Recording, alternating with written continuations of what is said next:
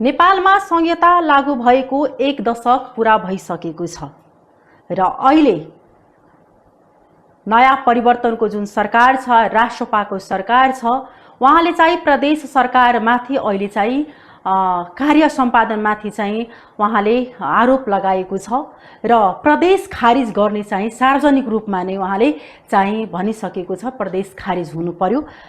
यसै विषयमा चाहिँ आज हामी कुराकानी गर्नेछौँ। अहिले चाहिँ हेर्दाखेरि हरेक ठाउँमा यो एउटा चर्चाको विषय भइसकेको छ र प्रदेश खारिज गर्नु कतिको चाहिँ उचित हो र प्रदेश खारिज नै गर्नुपर्ने अवस्था छ र संहिता लाई कसरी चाहिँ संरक्षण गर्न सकिन्छ, संहितामाथि जुन अहिले चाहिँ खतरा भनिरहेको छ, वास्तविकतामा चाहिँ प्रदेश खारिज गरेर चाहिँ संहितामाथि चाहिँ खतरा चाहिँ उत्पन्न भएको छ कि छैन भनेर यसै प्रसङ्गमा चाहिँ हामी कुरा गर्नेछौँ। हामीसँग हुनुहुन्छ विज्ञानका प्राध्यापक रामु शाह, अहिले चाहिँ राराबमा कार्यरत हुनुहुन्छ। उहाँलाई पहिला कार्यक्रममा हामी चाहिँ कुराकानी गर्नेछौँ। पहिला उहाँले स्वागत गरौँ। यहाँलाई स्वागत छ। धन्यवाद। यो संहिता भनेको के हो र यहाँको दृष्टिकोण र यहाँको विचारमा संहिता भनेको के हो? नमस्कार। सबभन्दा पहिला यो संहिता भन्ने जुन शब्द रहेछ यो बडा जटिल शब्द रहेछ र यसलाई परिभाषित गर्दाखेरि यो यसका विभिन्न समस्याहरू देखिन्छ र विश्वको इतिहास हेर्ने हो भने विश्वमा जम्मा 195 वटा देश छन्। ती 195 वटा देशमध्ये जम्मा 28 वटा देशमा मात्रै संहिता लागू भएको छ, जसमध्ये दुईटा यस्तो देश छ जुन क्यामरुन र घाना संहितामा गइसकेपछि फेरि पुनः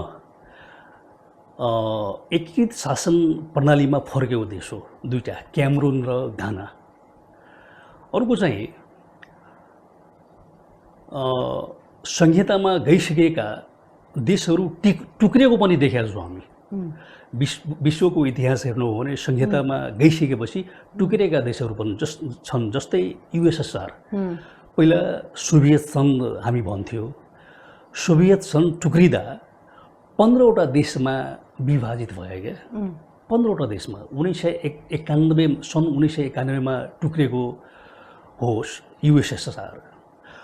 ती 15 वटा देशहरूमध्ये दुईटा देश युगोस्लाभिया र चेकोस्लोभाकिया पनि टुक्रियो। हेर्नुहोस्, युएसएसआरबाट 15 वटा देश बन्यो, त्यसमध्ये दुईटा देश युगोस्लाभिया र चेकोस्लोभाकिया पनि टुक्रियो। युगोस्लाभियाबाट 6 वटा देश, अर्को 6 वटा देश बन्यो र चेकोस्लोभाकियाबाट अर्को 2 वटा देश बन्यो। त्यसै गरी इथियोपिया जब संहितामा गयो तब त्यतिखेर 13 वटा राज्य बन्यो। 13 वटा राज्यमध्ये एउटा राज्य इरिट्रिया भन्ने राज्य अलगै देश बन्यो। हेर्नुहोस्, भनेपछि संहितामा गइसकेका देशहरूबाट राज्य बनिसकेपछि त्यो अलगै देश भएको उदाहरणहरू पनि छ। त्यस्तै ग्रान्ड कोलम्बिया जो संहितामा गइसकेपछि त्यो पनि टुक्रियो। त्यो ग्रान्ड कोलम्बियाबाट 4 वटा देश बनेको उदाहरण पनि छ। यो संहिता भनेको यसलाई परिभाषित गर्दाखेरि यो शक्ति पृथकीकरण, पावर अफ डिसेन्ट्रलाइजेसन जुन भन्छ नि, त्यो सिद्धान्तमा आधारित छ है। जस्तै यो संहिता भनेको यो सानो मुलुकहरूको लागि उपयुक्त हुँदैन, यो ठुलो मुलुकको लागि उपयुक्त हो। जस्तै रसिया, अहिले रसिया टुक्रिएर पनि त्यो संसारको सबैभन्दा ठुलो देश हो। क्यानाडा त्यो भौगोलिक हिसाबले दोस्रो ठुलो देश हो। ब्राजिल, अमेरिका, भारत, यिनीहरूमा संहिता चाहिँ उचित छ। त्यो किन त?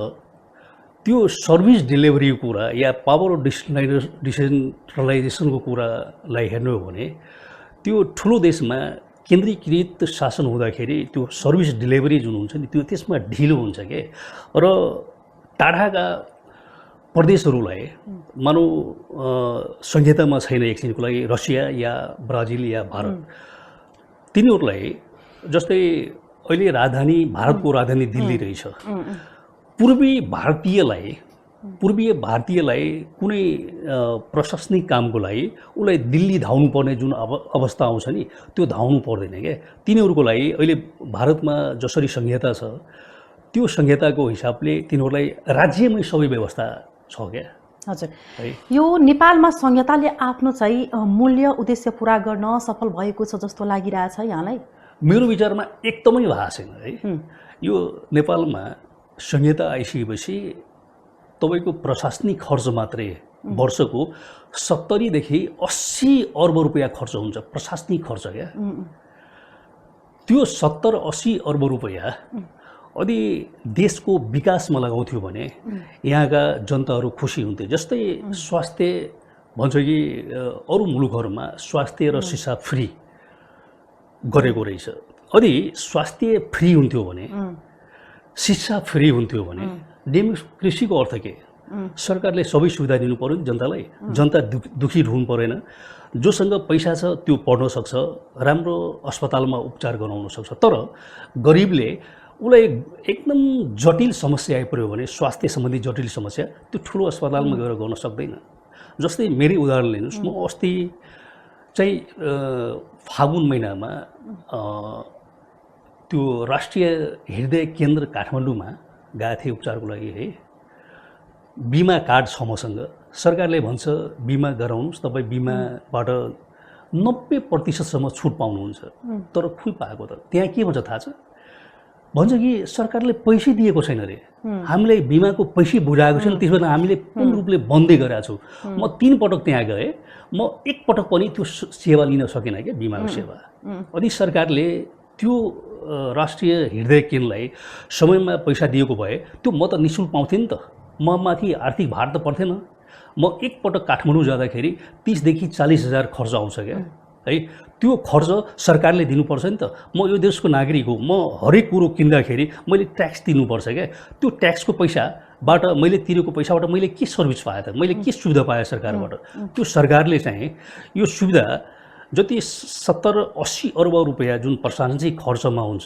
के अरे यो संहिता आइसकेपछि प्रशासनिक खर्च जस्तै यो प्रदेशका कर्मचारीहरूको तलब तिनीहरूको प्रशासन सम्बन्धी खर्चहरू सब मिलाएर चाहिँ देशैभरिका 7वटै प्रदेशको खर्च चाहिँ 70 देखि 80 अर्ब रुपैयाँ खर्च हुन्छ त्यो पैसा शिक्षा र स्वास्थ्यमा लगाउन हुन्थ्यो नि त जनताले कमसेकम 2टा स्वास्थ्य र शिक्षामा सुविधा पाउँथ्यो त होइन त खोइ पाएको छ अहिले बहुदल आएदेखि जति राजनीतिक दलहरू छन् जति राजनीतिक दलहरू सरकारमा आए सबैले जनतालाई बेवकुफ मात्रै बनाएको यिनीहरूले जनतालाई मूर्ख सम्झिरहेछ क्या है र जनता पनि एउटा चाणक्यको सिद्धान्त अनुसार जुन देशमा लोभी र लालची जनता हुन्छ ती देशहरूका नेता पनि चोर डाका नै हुन्छ क्या किनकि यहाँका जनताहरू पनि लालची छन् लोभी छन् तिनीहरूले नेताले गरेका गल्तीलाई औला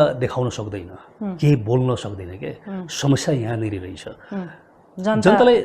जनता पनि नेता सँगसँगै जनता पनि दोषी हुनु त जनताले थाहा छैन यत्र जुन नेतालाई चप्पल लगाउने औकात थिएन चप्पल किन्ने औकात थिएन प्लेनमा चढ्ने औकात थिएन बसमा चढ्नलाई यहाँबाट काठमाडौँ जाँदा उसले साथीभाइसँग पैँचो लिएर जान्थे तर ऊ नेता चाहिँ अहिले प्लेनमै अप एन्ड डाउन गर्छ जनकपुरदेखि काठमाडौँ कहाँबाट पैसा आउँछ के जनतालाई थाहा छैन ऊ मान्छे बसमा चढ्नलाई उसँग पैसा हुन्थेन पहिला अहिले चाहिँ ऊ प्लेनमै गइरहेछ कहाँबाट पैसा आयो अस्ति जेनजी आन्दोलन हुँदाखेरि कति नेताहरूको घरमा अर्बौं रुपैयाँ देखियो सुनका गहनाहरू देखियो महँगो शराबहरू देखियो कहाँबाट आयो पैसा के नेताहरूको कुनै त जागिर थिएन तिनीहरूको ब्याकग्राउन्ड हेर्दाखेरि तिनीहरूको पैतृक सम्पत्ति नै थिएन अनि काठमाडौँमा यत्रो शीश महल कहाँबाट आएको रहेछ हैन अब यत्रो शीश महल बनाउनुको एउटै कारण हुन सक्छ भ्रष्टाचारी गरेको छ र जनता देखिरहेथे र यो जेनजी आन्दोलन हुँदाखेरि अब नेताहरूका र एकपटक मन्त्री भइसकेका छोराछोरीहरूको ठाटबाट, उनीहरूको रहनसहन, उनीहरूको खानपान, उनीहरू ठुला ठुला रेस्टुरेन्टमा गएर खाएको देख्दा जनताहरू हेर्दै थिए, आक्रोशित हुँदै गए। अनि त त्यसको परिणाम जेनजी आन्दोलन भयो नि त। हजुर, जसरी अहिले चाहिँ संहिता नै समस्यामा परेको हो कि यसको कार्यान्वयन कमजोर भएको जस्तो लागिरहेको छ? यसको कार्यान्वयन नै कमजोर भएको। मैले अघि नै के भनेको थिएँ, यो ठुलो मुलुकहरूको लागि संहिता उपयुक्त हुन्छ। हाम्रो मुलुकको लागि एउटा म के भन्न चाहे, संहिताको विशेषज्ञ स्पेसलिस्ट डाक्टर जोए केली है, अमेरिकन उहाँ विशेषज्ञ हुनुहुन्छ। उहाँले के भन्नुभएको थियो कि संहिता लान चाहिँ सजिलो, तर त्यो कार्यान्वयन गर्न चाहिँ गाह्रो हो क्या। तपाईँको देशमा स्रोत साधन कति पो रहेछ त? तपाईँ जस्तै गल्फ कन्ट्रीहरूमा तेलको खानी रहेछ, तिनीहरू सम्पन्न छ हेर्नुहोस्। सबैभन्दा हामी अन्न उत्पादन गर्छौँ, खानालाई कमी छैन हेर्नुहोस्, तर हामी आर्थिक रूपले कमजोर छौँ गल्फ कन्ट्रीहरूभन्दा। किन तथा तिनीहरूसँग त्यो प्राकृतिक सम्पदाले गर्दा तिनीहरू धनी भए। हाम्रो देशमा पनि प्राकृतिक सम्पदाहरूको कमी छैन, तर तैपनि ती प्राकृतिक सम्पदाबाट यहाँका नेताहरूले त्यो प्राकृतिक सम्पदालाई उपयोग गर्न सकेन क्या। त्यो कमिसनको चलखेलले गर्दा क्या आज जुन भएको छ अहिले करप्सनकै कारणले यस्तो अवस्था आएको देशमा चाहिँ भन्न सक्नु मजाले। हजुर, अहिले चाहिँ जेनजी आन्दोलन पछि यहाँ तिरुतियागाछीमा अहिले चाहिँ प्रधानमन्त्री बालेन शाह हुनुहुन्छ। उहाँ चाहिँ आउनुभएको त्यति बेला चाहिँ उहाँले आफ्नो अभिव्यक्ति दिनुभएको थियो। एकदमै त्यो क्लिप चाहिँ भाइरल नै भइरहेको छ अहिले पनि, रिलमा होस् अथवा टिकटकमा होस्। प्रदेश बलगर बनावे के है, प्रदेश के और मजबूत बनावे के है, घूमे के लागि मात्रै काठमाडौँ जाए के पर्तै और जैसे से काम सब अपने ठाउँ में होबे के चाहिए, एहन प्रकार के अभिव्यक्ति दिनुभएको थियो उहाँले।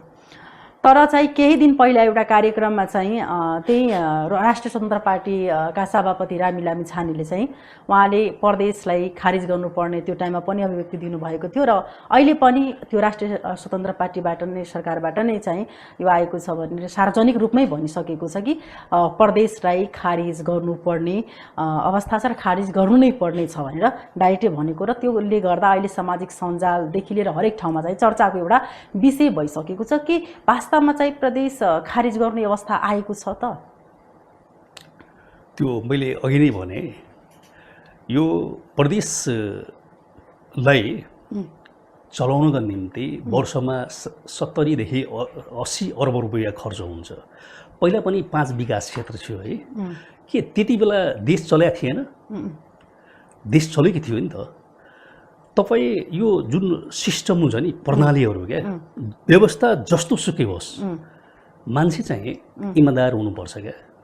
जस्तो सुकै व्यवस्था होस्, त्यो मोनार्की होस् या डेमोक्रेसी होस् या गणतन्त्र होस्, व्यवस्थामा बसेका र शासकहरू चाहिँ इमान्दार हुनुपर्छ। राजनेताको कमीले गर्दा नेपालमा यो समस्या देखिएको हो क्या। यहाँ राजनेता भएन। तपाईँ भारतलाई हेर्नुहोस्, सन् 1947 त्यो स्वतन्त्र भयो अंग्रेजबाट। चाइना त्यसको ठ्याक्कै 2 वर्षपछि चाइना स्वतन्त्र भयो। त्यो 2 देशको तुलनामा हाम्रो ती देशहरू आकाशमा पुग्यो विकासको मामलामा है, हरेक क्षेत्रमा। तर हाम्रो मुलुक किन विकसित हुन सकेन? हामी हरेक कुरो बाहिरबाट ल्याउनुपर्छ। हामी के अरे इन्डिपेन्डेन्ट भएको छैनौँ होइन, हामी आत्मनिर्भर भएको छैनौँ। त्यो किन त? यो राजनेताको कमीले गर्दा के। यो देशमा इमान्दार नेता भएन। बालेन शाह पहिला भन्नुभयो यी तिरुत्वगाछीमा कि प्रदेश, यो 7 प्रदेशका मान्छेहरूले, जस्तै जनकपुरका यो मध्य प्रदेशका मान्छे काठमाडौँ धाउनु पर्दैन, यो सही हो नि त। जस्तै भारतका बिहार राज्यका मान्छे दिल्ली जानु पर्दैन, बिहारमै सबै कुरो छ है। तिनीहरूको विद्यार्थीहरूले सर्टिफिकेट लिँदाखेरि त्यो दिल्ली जानु पर्दैन, त्यो पटनामै व्यवस्था छ, बिहारमै व्यवस्था छ, जानु पर्दैन। पहिला हाम्रो मुलुकमा 5 विकास क्षेत्र हुँदाखेरि त्यतिखेर संहिता त थिएन, तर काम सुचारू रूपले चलिरहेको थियो। संहिता आयो र संहितामा जसरी परिवर्तन हुनु पर्यो त्यो परिवर्तन देखिएन क्या। किन देखिएन? यहाँ नेतै भएन क्या। प्राध्यापकज्यू मात्रै नेतालाई हामी दोष लगाएर त हुँदैन नि, यसमा नेता मात्रै दोषी छैन नि, यसमा जनता त्यतिकै दोषी चाहिँ छ जस्तो लागिरहेको छ। अब नेताले मात्रै हामी दोष दिएर चाहिँ भन्न मिल्दैन नि त। मिल्दैन। अघि यसमा कसरी चाहिँ अब यसलाई चाहिँ प्रदेशलाई, किनकि अब फेरि सङ्घमै जानुपर्छ, सानो सानो कुराको लागि पनि अब मान्छेलाई सङ्घमै जानुपर्ने, अब यसले गर्दा संहितामा पनि मान्छे चाहिँ त्यसको अनुभव चाहिँ गर्न सकेको छैन, त्यो सुख गर्न सकेको छैन, जुन जनतालाई हुनुपर्ने त्यो चाहिँ अनुभव गरेकै छैन जस्तो लागिरहेको छ। यसले गर्दा त अझै दुःख हुन्छ जनतालाई। त्यो के अरे यसको दोषी जनता पनि हुन् क्या। म अघि चाणक्यको सिद्धान्तको बारे भने नि, जुन देशको जनताहरू जागरुक हुँदैन, सचेत हुँदैनन्, तबसम्म चाहिँ कुनै व्यवस्था चाहिँ त्यो लामो समयसम्म टिक्न सक्दैन क्या है। र यसपालि जुन सङ्घीय इलेक्सन हुँदाखेरि हामी त्यसको उदाहरण देख्यौँ क्या। यसपालि जनताहरू जागरुक भए र 46 सालदेखि जुन राजनीतिक दलहरूले जनतालाई मूर्ख बनाइरहेको थियो कि हामी सरकारमा आउँदा यो देशलाई स्विजरल्यान्ड बनाउँछु, सिङ्गापुर बनाउँछु भनेर बोलेकै हो।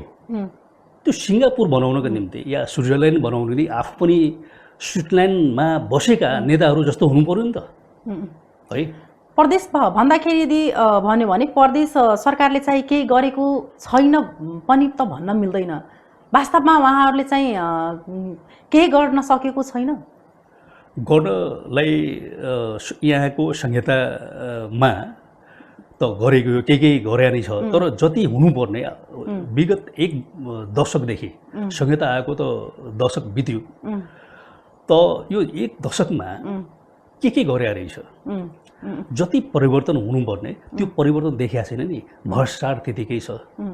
विकासको नाममा विकास हुने, तर ती विकासबाट भएका निर्माणका कामहरू 6 महिना र 1 वर्षमा त्यो पानीमा बगेर जान्छ। हेर्नुहोस्, अहिले असारमा भएको विकासे कामहरू है हाम्रो मुलुकमा उल्टो छ क्या। भारतमा चाहिँ त्यहाँको क्लोजिङ नयाँ वर्ष चाहिँ आर्थिक वर्ष मार्चदेखि सुरु हुन्छ। हेर्नुहोस्, जस्तै फागुनमा भनौँ न, त्यो सुक्खा मौसम हुन्छ क्या। यो हाम्रो मुलुकमा असारमा यो बर्खा आममा चाहिँ यो असार मसान्तमा गरेका विकासका कामहरू त्यो पानीमै बगेर जान्छ। त्यो म तपाईँलाई उदाहरण दिएँ है। मेरो घरको अगाडि म पनि एउटा जनता हो क्या, टिचरको साथसाथ म पनि जनता हो क्या। मेरो पनि जिम्मेदारी हुन्छ कि यो देशमा जति निर्माणका कामहरू भइरहेको हुन्छ त्यो देख्नु र त्यो गुणस्तरयुक्त छ कि गुणस्तरयुक्त छैन त्यो हेर्ने मेरो पनि दायित्व छ क्या। त्यसमा मेरो घरको अगाडि ढलान सडक बनिरहेको थियो है, त्यहाँ उपभोक्ता समिति पनि गठन भएको थियो है। उपभोक्ता समितिमा बसेका मान्छेहरू त्यही टोलकै मान्छेहरू थिए होइन। त त्यो टोलका मान्छेहरूले त्यही गाउँका मान्छेहरू, टोलका मान्छेहरू त्यो सडकमा हिँड्ने हो। बाहिरबाट आएर त हिँड्ने हो, बाहिरका मान्छे कहिलेकाहीँ गएर चाहिँ जाने हो, तर सधैँ त ती टोलकै गाउँकै मान्छे त्यहाँ हिँड्ने हो। त्यसमा मैले 2 नम्बर इँटा प्रयोग गरेको देखेँ, बालुवामा माटो मिसिएको बालुवा देखेँ र सिमेन्टको मात्रा कम, बालुको मात्रा यति। त्यो बाटो 6 महिनामा पुरै भत्केर गयो। अहिले बाटो छैन त्यहाँ। तपाईँ जानुभयो भने बाटो नै छैन। हेर्नुहोस्, आज यस्तो अवस्था आएको छ भने प्रदेशमाथि जुन अहिले सरकारमाथि जुन प्रश्न उठिरहेका छन्, यसमा चाहिँ यताका प्रदेश सरकार वास्तवमा गुनेगार हुनुहुन्छ। यदि उहाँहरूले राम्रोसँग यदि गर्नुहुन्थ्यो भने आज यस्तो अवस्था आउने थिएन। यो यदि प्रदेश सरकारहरूले या प्रदेश सरकारलाई हाँक्ने काम कसको हो? सङ्घीय सरकारको हो क्या। सङ्घीय सरकारको माथाको सरकार हो नि त प्रदेश सरकार।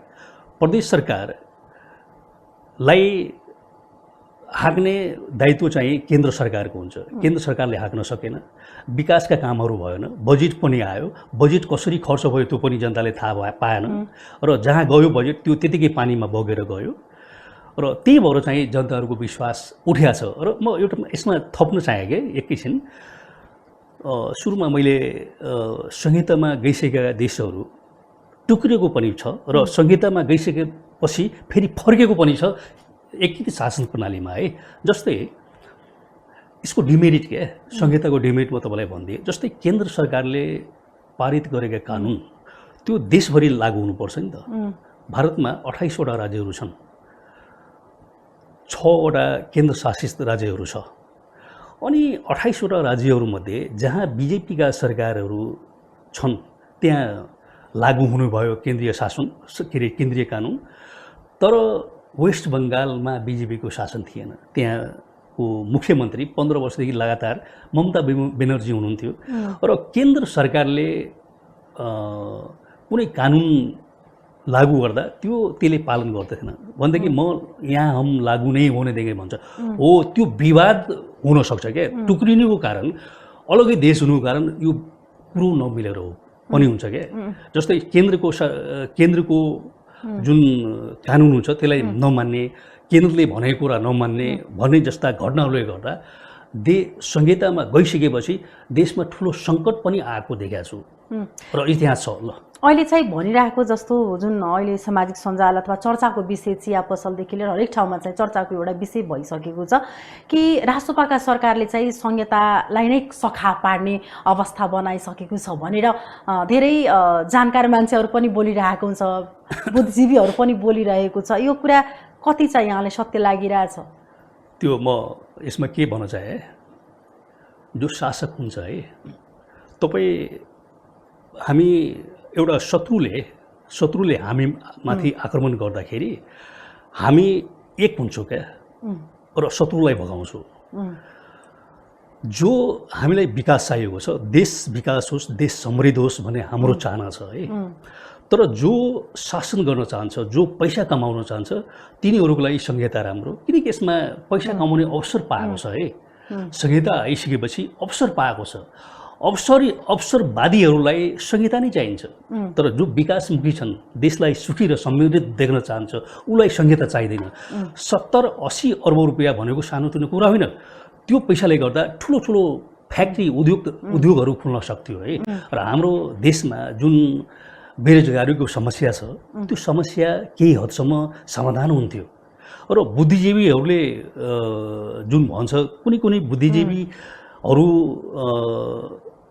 कुनै राजनीतिक दलसँग मा लागेर त्यो राजनीतिक दलका नेताहरूले बोलेकोलाई फलो गरेर हुन्छ है। तर म एउटा स्वच्छ र स्वतन्त्र व्यक्ति भएको नाताले यो देशमा बुद्धिजीवीले पनि सोच्नुपर्छ कि यो संहिताले गर्दा देश कतिको विकास भयो त है।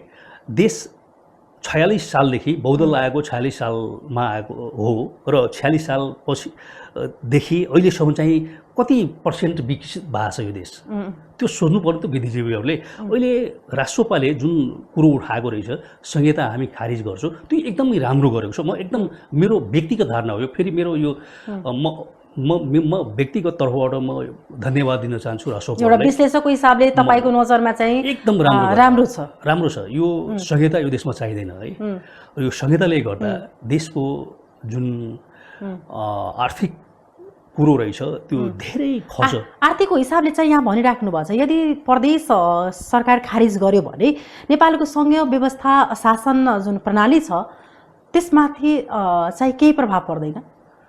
त्यो खारिज गरिसकेपछि जुन पहिला थियो नि, पहिला 5 विकास क्षेत्र क्या, यो संहिता भनेको मैले अघि नै भने कि यो यहाँका सिस्टमहरू क्या, सेवा प्रवाहलाई र शक्तिलाई, पावरलाई विकेन्द्रीकरण गर्नुको जुन सवाल छ नि, यो व्यवस्था जुनसुकै भयो भने तपाईँ कमै खर्च गरेर, कमै खर्चमा यदि सर्भिस डेलिभरी हुन्छ भने त्यो ठुलो खर्चको सिद्धान्त किन ल्याउने? मेरो मान्यता हो। कमै खर्चमा यदि जनताहरूले सेवा पाइरहेछ, विकासका कामहरू भइरहेछ, सूचना आदान प्रदान भइरहेछ भने ठुलो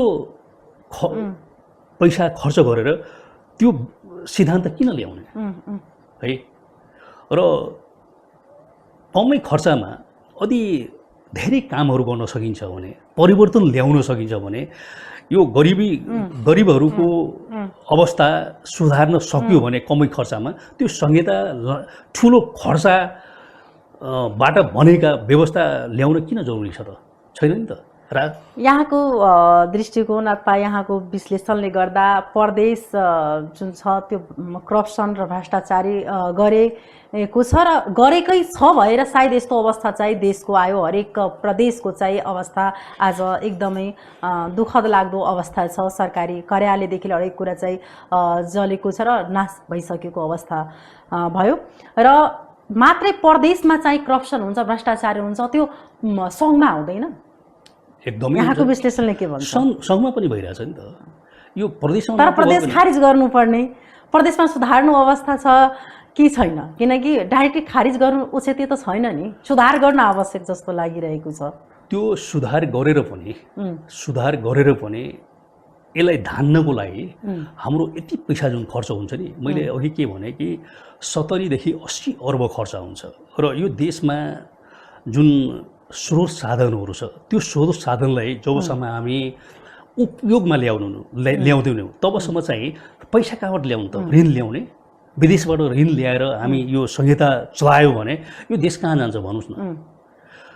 हाम्रो देशमा उत्पादन हुनु पर्यो नि त। उत्पादन जबसम्म हुँदैन तबसम्म हाम्रो देशको जिडिपी बढ्दैन नि त। रोजगारको फ्याक्ट्रीहरू, उद्योगहरू सञ्चालन भयो जबसम्म भएन भने यो देशको जिडिपी बढ्दैन क्या। जबसम्म जिडिपी बढ्दैन अनि यो कसरी संहिता धान्न सकिन्छ त?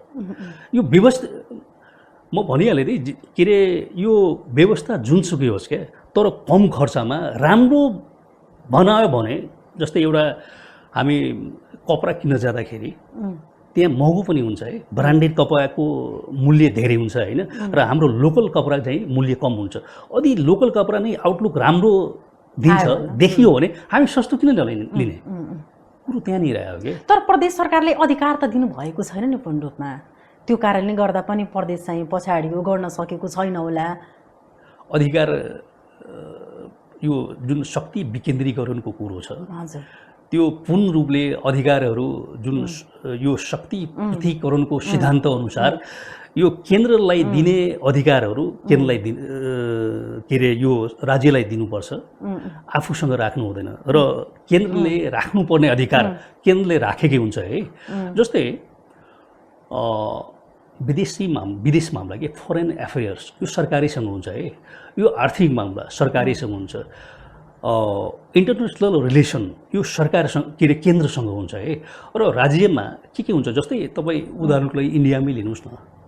इन्डियामा जति लोकल जुन ट्याक्सहरू हुन्छ यो राज्य सरकारले उठाएको हुन्छ है। बाहिरबाट आएका कुनै अरू राज्यबाट प्रवेश गरेका के अरे सवारी साधनहरूसँग ट्याक्स लिन्छ, यो राज्य सरकारको जिम्मामा आउँछ कि।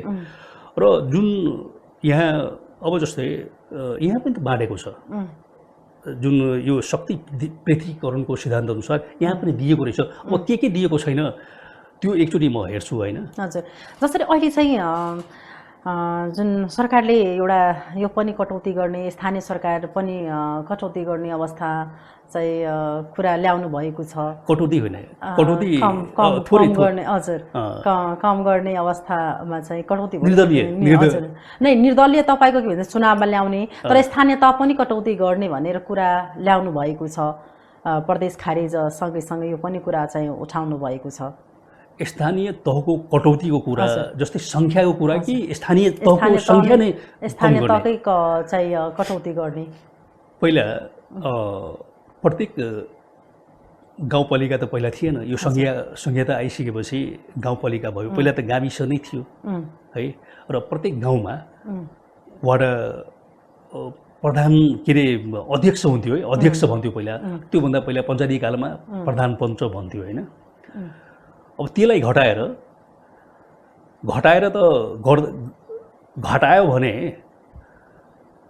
सर्भिस डिलिभरीमा फेरि ढिलो हुन्छ। हेर्नुहोस्, घटायो भने सर्भिस डिलिभरीमा ढिलो हुन्छ। जस्तै केन्द्रबाट आएका सर्भिस डिलिभरी यहाँ पुग्न त टाइम लाग्छ नि त। मानौ यो पालिकामा 25वटा वडा छ होइन, 25वटा 25वटा यो नजिक छ त केही फरक परेन है। अनि कमलाको मान्छेलाई जनकपुर आउनु पर्यो भने उसलाई त समय लाग्छ नि त। यो कटौती गर्दाखेरि यो कटौती गर्नु भएन, बरु यो जुन त्यहाँको सदस्य सङ्ख्याहरू छन् है, सदस्य सङ्ख्याहरू वार्डमा सदस्य त्यसलाई कम गर्दा ठिक हुनसक्छ है। तर यो के अरे स्थानीय तहको सङ्ख्या घटाउँदा सर्भिस डेलिभरीमा चाहिँ ढिलो हुनसक्छ क्या, जनतालाई पिर मारेका हुनसक्छ। टाटाका मान्छेले फेरि लामो हिँडेर चाहिँ ऊ सेवा लिन बाध्य हुन्छ, त्यो समस्या हुनसक्छ। तर समस्या चाहिँ जनतालाई हुनसक्छ। अनि बजेटको विषयमा चाहिँ हामी चाहिँ थोरै कुरा गरौँ। अहिले चाहिँ जुन बजेट भाषण जुन अस्ति भएको थियो त्यो कतिको चाहिँ राम्रो छ? बजेटमा म त्यति बजेट त ठुलै बजेट रहेछ होइन, त्यो हेर्नलाई धेरै अध्ययन गर्नुपर्छ कि त्यो बजेटै हेर्नुपर्छ। मैले त्यो विस्तृत रूपले हेरेको छैन, त्यही भएर म त्यसमा धेरै टिप्पणी गर्न सक्दिनँ। हजुर, अब चाहिँ संहिता बलियो बनाउनको लागि सरकारले के गर्नुपर्ने आवश्यक छ? संहिता राखिराख्ने र यसलाई बलियो बनाउनका निम्ति होइन। हजुर हो, यसको लागि देशमा भएका जति प्राकृतिक सम्पदाहरू छ यदि संहिता नै राख्ने हो भने यसलाई टिकाइराख्नको निम्ति, जस्तै स्विजरल्यान्ड त सानो मुलुक हो होइन, त्यहाँ पनि संहिता छ तर त्यो टिकेको छ क्या, किनकि त्यहाँ स्रोत साधनहरू छ, तिनीहरूको जुन जिडिपी छ, रिसोर्सेस आफ्नै देशमा छ क्या है। त्यसै गरी सरकारले यो देशका जति प्राकृतिक सम्पदाहरू छ ती सम्पदाहरूलाई उपयोगमा ल्याउनु पर्यो क्या। जस्तै धेरै पहिला नेपालमा 80 लाख मेगावाट विद्युत उत्पादन गर्ने रिसोर्सेसहरू छ, तर त्यति मात्रै हुने कि यहाँ 1,50,000 मेगावाटभन्दा बढी विद्युत उत्पादन गर्ने रिसोर्सेसहरू छ। हो, ती रिसोर्सेसहरूलाई सरकारले त्यसमा पहल गर्नु पर्यो। त्यति मेगावाट विद्युत उत्पादन गर्नु पर्यो, त्यसबाट हामी बिजुली बेचेर पैसा आफ्नै देशमा आउँछ। अर्को, पहिला मलाई मेरो बाजेले हाम्रो खेतमा यति धान उत्पादन हुन्थ्यो कि बाजे चाहिँ त्यो गोरुको गाडा हुन्थ्यो है, त्यो गाडामा उमगाउँ बोर्डर पारी गरेर बेच्नुहुन्थ्यो, त्यति धान हुन्थ्यो क्या, गहुँ हुन्थ्यो।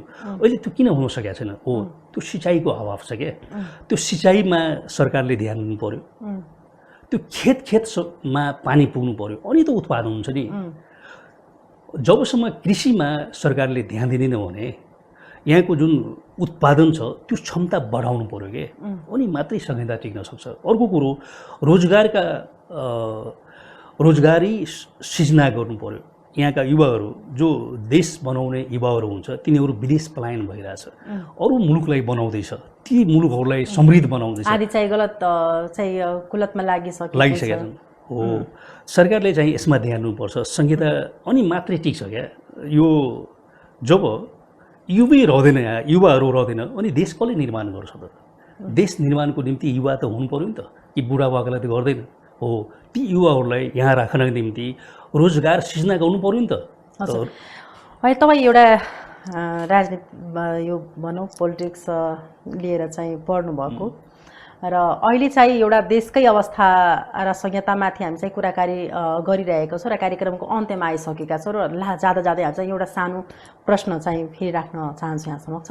जसरी अहिले चाहिँ जुन एउटा देशमा एउटा देश अहिले चाहिँ अस्थिर अवस्थामा गइरहेको छ र त्यसमा चाहिँ विगतको वर्ष र अहिले पनि त्यस्तै अवस्था चाहिँ हेर्नको चाहिँ पाएको छ। जुन हिसाबले अहिले धार्मिक नाममा चाहिँ कुनै पनि समुदायका मान्छे जुन गतिविधि गरिरहेको छ, यो गतिविधि चाहिँ पहिला थियो कि यसले अहिले यदि गरिरहेछ भने यसले गर्दा के देशमा चाहिँ अरू केही खतरा ल्याउन सकिन्छ कि? यो विगतमा हामी यो वर्ष मात्रै होइन, पहिलादेखि 4-5 वर्ष पहिलादेखि चाहिँ यस्तो घटनाहरू हामी देखिरहेछौँ र यो देखिनु चाहिँ देशको लागि ठुलो यो विनाशकारी सिद्ध हुनेछ। भविष्यमा यो राम्रो कुरा होइन। यो धार्मिक जुन कुरोहरू उठिरहेको हुन्छ, चाहे जुनसुकै धर्मले गरोस्, त्यो देशको उन्नति प्रगति र शान्तिको लागि त्यो कदापि राम्रो छैन, त्यो हुनु हुँदैन। र यसलाई रोक्नका निम्ति सरकारले जति सक्दो चाहिँ एकदम कदम उठाउनुपर्छ के, र यस्ता गतिविधि गर्नेहरूलाई चाहिँ समात्नुपर्छ क्या, अन्यथा हाम्रो देशमा धेरै ठुलो सङ्कट आउनेछ क्या यो धार्मिक कुरोहरूले गर्दा। किनकि यो एउटा शान्ति प्रिय देश हो र हामी शान्तिसँग बाँच्न चाहन्छौँ, म पनि शान्तिसँग बाँच्न चाहन्छु र यस्ता गतिविधिले गर्दा देशमा ठुलो चाहिँ दुर्घटना निम्त्याउन सक्नेछ। त्यही भएर म सरकारलाई के अनुरोध गर्न चाहे भने यस्ता घटनाहरूलाई अविलम्ब रोक्नुपर्छ क्या। हजुर, अब कार्यक्रमको अन्त्यमा के भन्न चाहनुहुन्छ तपाईँ? म यही भन्न चाहन्छु, यदि देशका जनताहरू, यो जनताले देश बन्छ क्या, सरकारले देश बन्यो भने यो जनताले नै सरकार बनाउँछ र प्रजातन्त्रको अर्थ चाहिँ यो प्रजातन्त्रको के अरे परिभाषा यही हो क्या, जनताद्वारा चुनिएका जनता नै सरकारमा बसेका हुन्छ र सरकारमा बस्ने व्यक्तिहरू जनता नै हुन् क्या। र जब हामी एउटा सार्वभौम सत्ताको, मैले थोरै यसमा थपेँ है, सार्वभौम सत्ता है, सम्प्रभुता जसलाई हामी सोभरेन्टी भन्छौँ है, जब चुनाव हुनुभन्दा पहिला यो अधिकार जनतामा निहित हुन्छ र चुनाव भइसकेपछि यो अधिकार एटोमेटिक सरकारमा जान्छ। सुरुमै हामीले सरकार के अरे इलेक्सनमा हामीले बुद्धि पुर्याउनुपर्छ, किनकि महान दार्शनिक अरस्तुको सिद्धान्त अनुसार है, उहाँ ग्रिस पहिला यमन, ग्रिसको पुरानो नाम यमन हो, उहाँ अमनको हुनुहुन्थ्यो। अनि उहाँले के भन्नुभएको थियो कि देशका हरेक नागरिकलाई राजनीतिक ज्ञान हुन आवश्यक छ। जबसम्म राजनीतिक ज्ञान हरेक व्यक्तिमा हुँदैन तबसम्म चाहिँ व्यक्तिले राम्रो नेता चुन्न सक्दैन। उसलाई राजनीतिक ज्ञान हुनुपर्छ र राजनीतिक ज्ञान मध्ये चुनाव प्रक्रिया पनि यो राजनीतिक विषय अन्तर्गत पर्छ। र चुनाव के हो र चुनावका कामहरू के छ, चुनावमा जितेका व्यक्तिहरूले के गर्न सक्छ, त्यो ज्ञान हुनु जनतालाई जरुरी हुन्छ कि। त्यही भएर म के चाहन्छु, यो देशमा हरेक व्यक्तिहरूलाई राजनीतिक ज्ञान हुन जरुरी छ। व्यवस्था जुनसुकै होस्, काम राम्रो हुनु पर्यो। संहिता होस् या फेरि हामी एकीकृत शासन प्रणालीमा जाउँ, त्यहाँ काम गर्ने व्यक्ति इमान्दार हुनु पर्यो र जो सरकारमा बसेका छन् तिनीहरूमा इमान्दारिता हुनु पर्यो। देशमा जनतालाई के आवश्यकता छ त्यसमा ध्यान दिनु पर्यो। यो होइन जस्तै थोरै म थपेँ है, मोदीलाई लिनुहोस्, उसलाई आफ्नो कुनै व्यक्तिगत कुनै कामना छैन, त्यो जे काम गरिरहेछ त्यो जनताको लागि गरिरहेछ र उसँग न ब्याङ्क ब्यालेन्स गर्छ, यदि लामो समय यत्रो लामो तेस्रो कार्यकाल चलिरहेछ तर पैसाको नाममा केही छैन उहाँसँग। जति पैसा तलब उहाँ पाउनुहुन्छ, गरिब विद्यार्थीहरूलाई स्कलरसिप दिनुहुन्छ उहाँ आफ्नै पैसाबाट। यस्तो प्रधानमन्त्री हुनुपर्छ क्या है। हस्, धन्यवाद दिन चाहन्छु तपाईँलाई। यति व्यस्तको बावजुद पनि हाम्रो कार्यक्रममा आइदिनु भयो र आफ्नो चाहिँ विचार राखिदिनु भयो। वास्तवमा राजनीतिक गर्न सबैलाई जरुरी छ, तर राजनीतिकमा एउटा राजनीतिक सेवाको भावले गर्न चाहिँ एकदमै जरुरी छ, औचित्य हो। आज चाहिँ सेवाको भावले यदि गरेको हुन्थ्यो भने देशमा यस्तो अवस्था चाहिँ पक्कै आउनेवाला थिएन। तर चाहिँ अहिलेको अवस्था चाहिँ सेवा भावभन्दा पनि अहिले करप्सन, आफ्नो चाहिँ राम्रो कसरी हुन्छ भने रातोरात चाहिँ मान्छे कसरी धनिक बन्न खोज्छ, त्यस्तो अवस्थाले गर्दा आज चाहिँ देशमा संहितामाथि नै खतरा वास्तवमा चाहिँ उत्पन्न भएको, जुन संहिताका लागि आज देशका कति चाहिँ मान्छे को मृत्यु भइसकेको, शहीद भइसकेका छन् र आज चाहिँ संहिता आयो। तर संहिता आज चाहिँ हेर्दाखेरि एकदमै खतरा नै अवस्थामा चाहिँ संहितालाई हेर्दाखेरि अहिलेको अवस्था चाहिँ एकदमै संहिता खतरामा छ। र यो संहिता कतिको इच्छा छ कि रहोस् र कतिलाई चाहिँ इच्छा छ भने यो संहिता चाहिँ खारिज भइहालोस्, किनकि अहिले हाम्रो विश्लेषक नै भन्नुभयो कि यो संहिता खारिज नै गर्नु उचित हो, किनकि उहाँलाई पनि अब दिक्क लागिसकेको छ। तर जे राम्रो हुन्छ भने देशको लागि त्यो गर्नुपर्ने जरुरी छ र यो सरकारसँग धेरै नै अपेक्षा र आशा बोकेका छन् जनताहरू। र अहिलेको लागि यो कार्यक्रममा हामी चाहिँ उहाँलाई धन्यवाद दिँदै म पनि बिदा लिन चाहन्छु। नमस्कार।